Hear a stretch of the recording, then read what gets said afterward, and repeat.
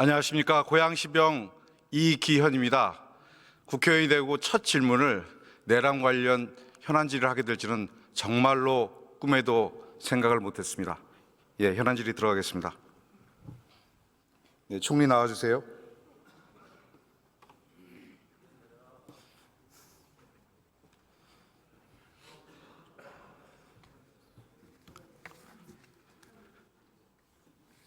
자, 권성동 대표께서 국회가 얼마 전에 의결한 6개 법안, 양곡법을 포함한 법안에 대해서 제2요구권을 행사할 것을 대통령께 요청하겠다고 하셨습니다.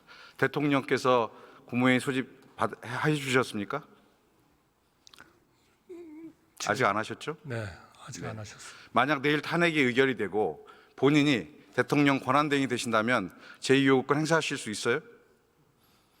그 점에 대해서는 저희가 내부적으로 심도 있게 검토를 하겠습니다. 알겠습니다. 국정원의 1차적 책임은, 국정운영의 1차적 책임은 야당에게 있습니까? 아니면 집권 여당에게 있습니까?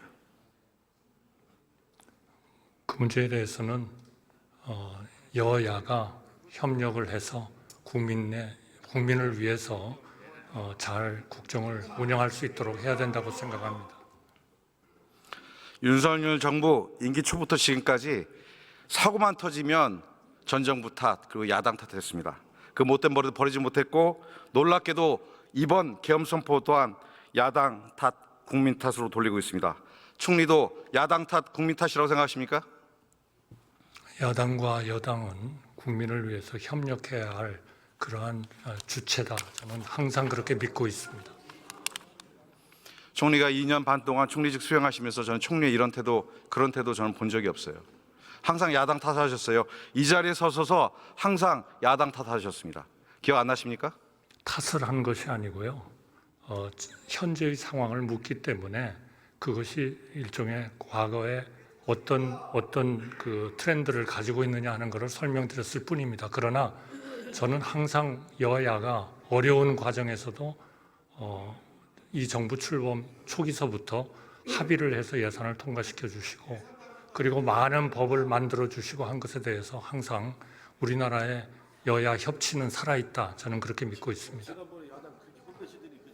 총리, 검사가 수사권을 가지고 보복을 하면 그게 깡패지 검사냐? 이거 누가 한 얘기입니까? 죄송합니다. 제가 그 문제에 대해서는 누가 했는지를 알고 있지 못합니다. 총리, 그렇게 답하시면 안 되죠. 아니, 아이들도 아는 얘기를 총리께서 못 들어보셨다고 하면 어떻게 합니까? 그러면 개헌권을 가지고 야당에 경고하고자 보복한다고 하면 개헌권을 가지고 보복하게 했다고 하면 이게 깡패지 대통령입니까?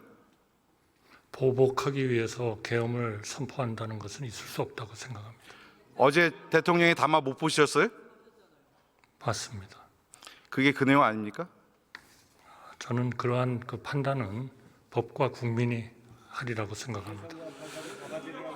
대한민국 공무원의 최고봉인 총리께서는 이 짧은 12월, 아직 지나지도 않은 12월, 이 반도 안 지나는 12월에 두 번의 내란에 참여하신 겁니다.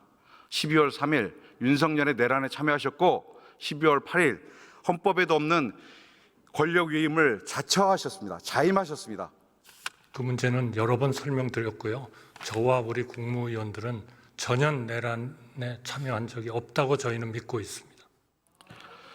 지금 내란의 공범 피의자의 신분인 총리가 내일 탄핵이 의결되고 나면 바로 대통령 권한 대행이 된다는 것.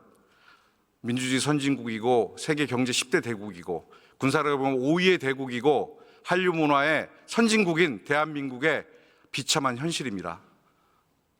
어떻게 생각하십니까? 그러한 가정을 전제로 해가지고 제가 답변을 드리는 것은 적절치 않다고 생각합니다. 국민으로서 부끄럽습니다.